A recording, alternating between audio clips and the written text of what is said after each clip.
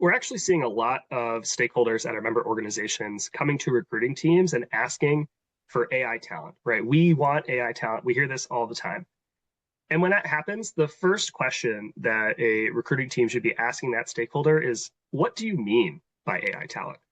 Because that one phrase is going to mean many different things depending on what the organization actually needs that talent to do.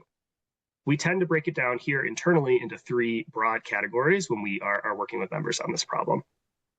The first one is AI-fluent generalists. These are those Gen Z candidates who are native to this technology, who know how to use ChatGPT to accelerate their working pace, and at an advanced level, maybe even build simple agents that integrate AI into standard workflows that your organization is doing.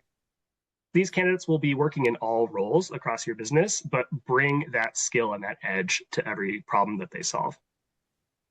The next category is applied AI talent. These are mostly engineers who are focused on building AI-powered tools to solve problems.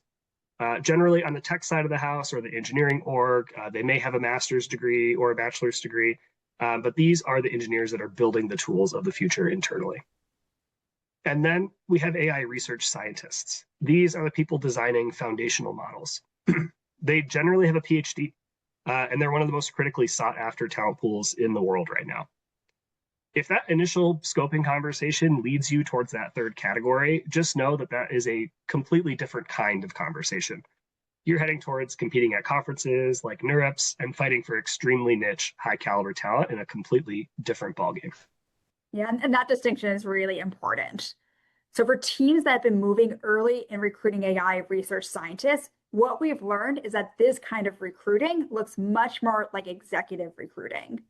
There's intense competition, and organizations are actively trying to woo this talent. I don't know if you remember a while back when there were stories about Mark Zuckerberg personally calling researchers to recruit them. Lab relationships also matter a lot here. Advisors and principal investigators often have a direct hand in which opportunities their grad students even consider.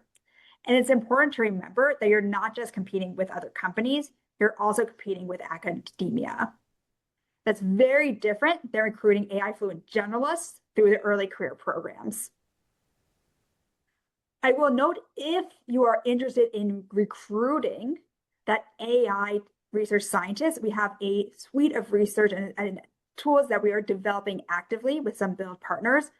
Please follow up with your SLs so we can loop you into some of the innovations, some of those pilots.